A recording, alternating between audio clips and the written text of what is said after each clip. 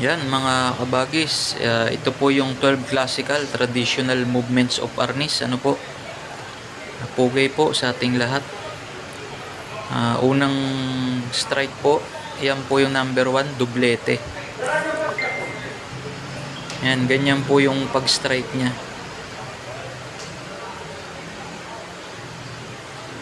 Ito po yung pangalawang movements, X. Yan, ganyan po. Ito po yung pangatlo, plancha.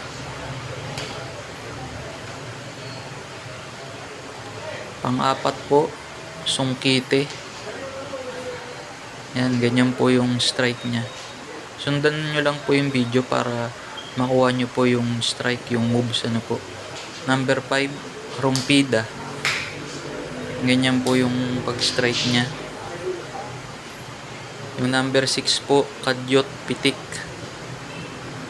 Yan, ganyan po. Number 7 naman po, ito po yung strike niya, doblada. Yan, ganyan po yung doblada.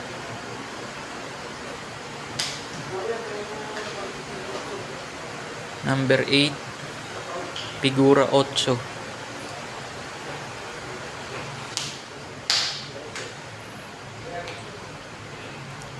Number 9 naman po, yung baba taas.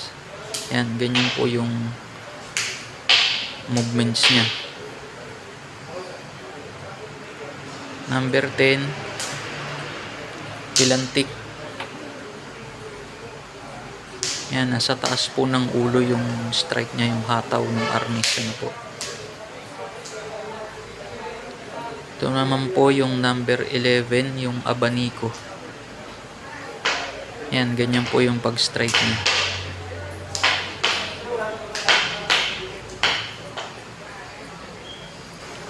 At panghuli po yung number 12, yung tinatawag na rapilon. Yan, ganyan po yung pag-strike niya. Ano po, ikot sa ulo, hataw, balik.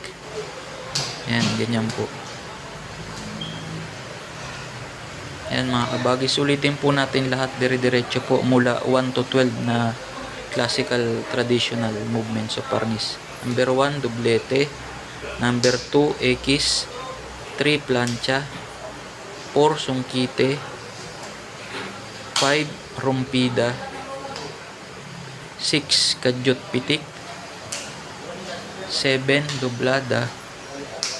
Number 8 po, figura 8. Number 9, baba taas.